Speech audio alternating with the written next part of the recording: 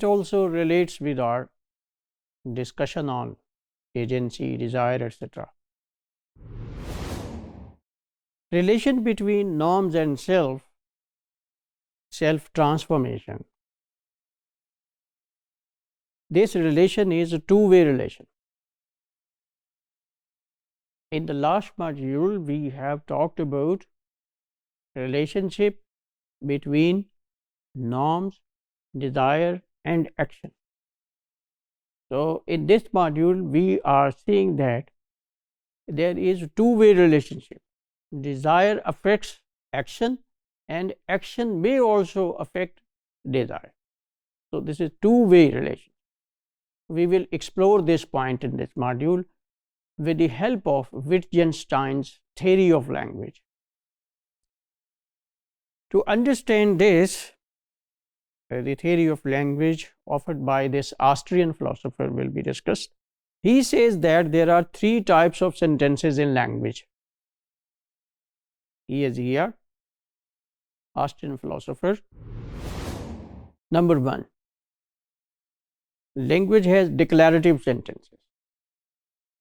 We declare a claim whose truth can be verified. Such sentences in which what we say is verifiable are called declarative sentences. For example, it is snowing outside. This sentence makes a logical picture in our mind. That is our thought.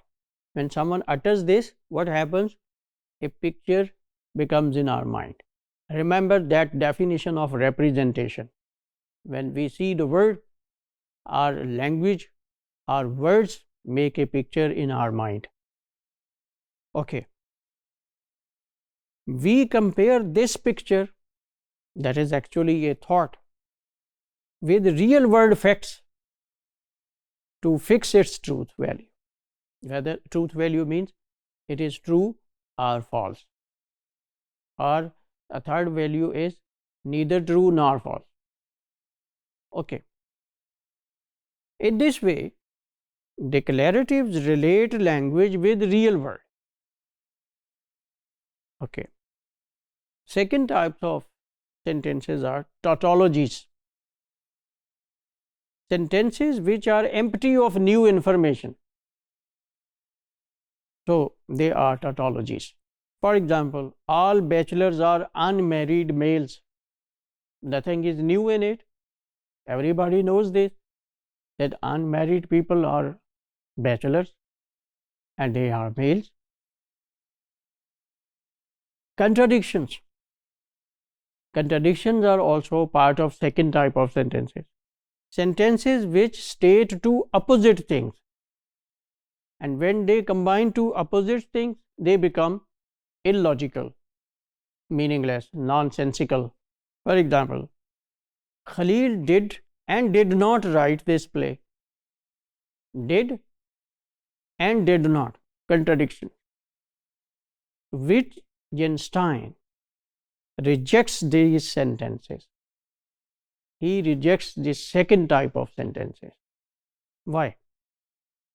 We already agree on their meaning. What is said in tautology, we agree on this. There is no need of any kind of verification. No new information is given. What to talk about confirmation? Third type of sentences, metaphysical sentences, which state metaphysical claims. Metaphysical, outside physical world. Meta means above, beyond. So we are living in physical world, and there is also a world beyond physical world. This is called metaphysical world or spiritual world. So third type of sentences are metaphysical sentences in which we say something about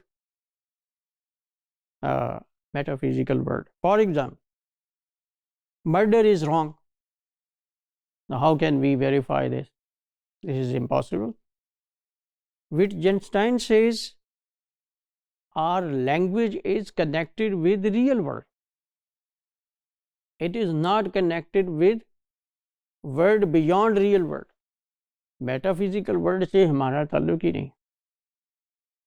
And metaphysical claims, they cannot be connected with this physical world. So we cannot say whether they are true or false. What we say about physical world, that can be verified from the facts of the real world. What we say about metaphysical world, how can we say, how can we verify its truth from the physical world? Okay. But later he changes his view of language. He says that language relates us with physical world only. Whatever we say in verse, it should be verifiable from the physical world. If we say something that is not found in physical world, that is metaphysical, so language has no concern with it.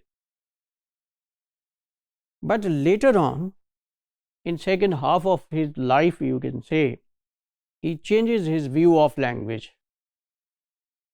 He says that it is a set of symbols. First, he defined language in terms of 3 types of sentences. He accepts only declarative sentences, and he rejects the other 2 types of sentences. Now he says that language is set of symbols, words and phrases and sentences. They refer to something. They are symbols which can be used for countless activities.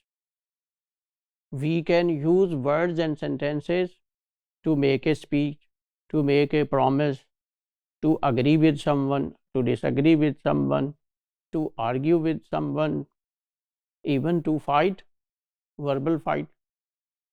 Okay, and so on. We can use language.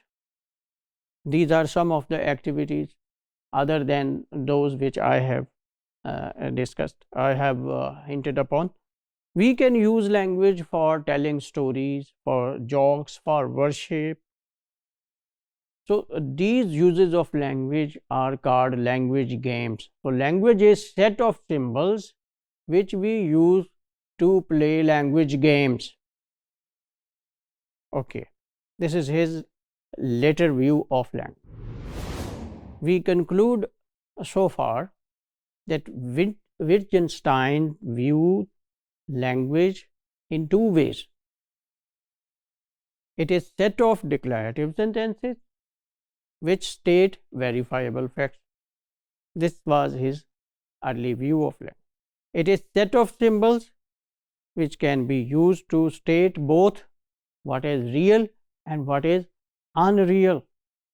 Unlimited activities, language games which may involve things of this world or any other world.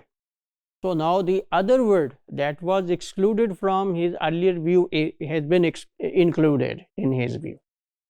So this is his later view of language.